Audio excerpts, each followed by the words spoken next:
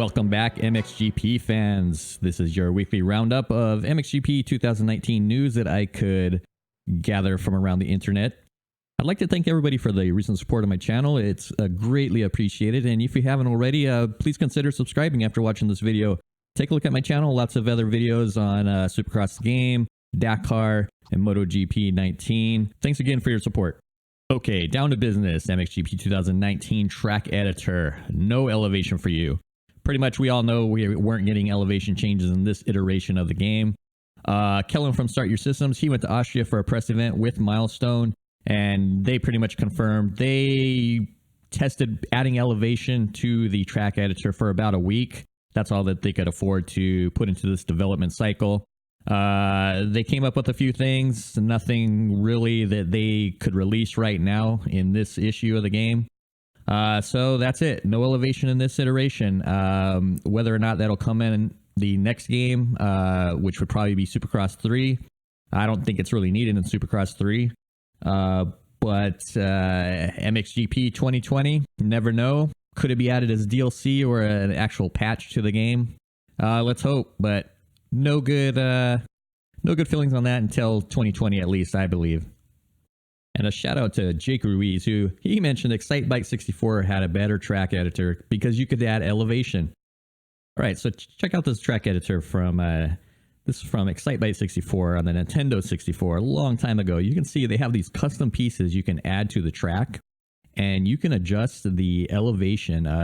In this sample, they're just going down, but you can also go up as well. But it's pretty cool. You're making a big ass dip in this straightaway. That's elevation changes. If at a minimum, why couldn't Milestone do that? Or maybe even just scale the existing things they have? And more confirmation of what we kind of already knew. The custom track editor, your custom tracks that you build, you're just only have the 4 options for the 4 environments. They're not going to have sponsors. They're not going to have people around the track. Nothing like that. Just plain Jane, out in the desert, out in the woods. Looks like practice tracks.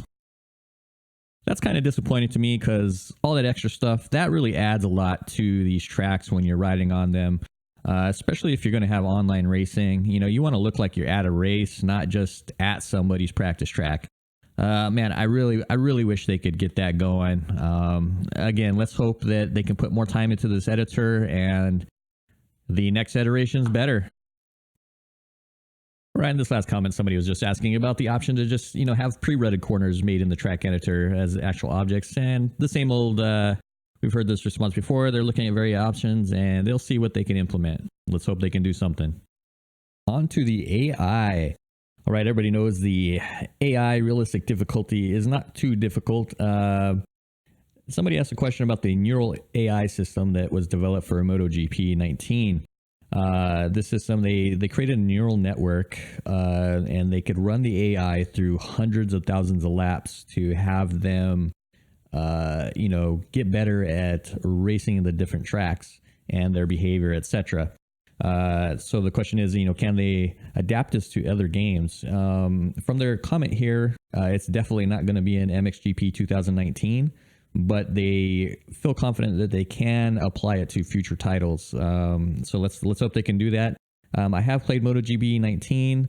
The AI is difficult in that game, but I just am not good at it. And there seems to be a few bugs with it as well in their behavior. But overall, not too bad and way better than MXGP Pro and the Supercross games.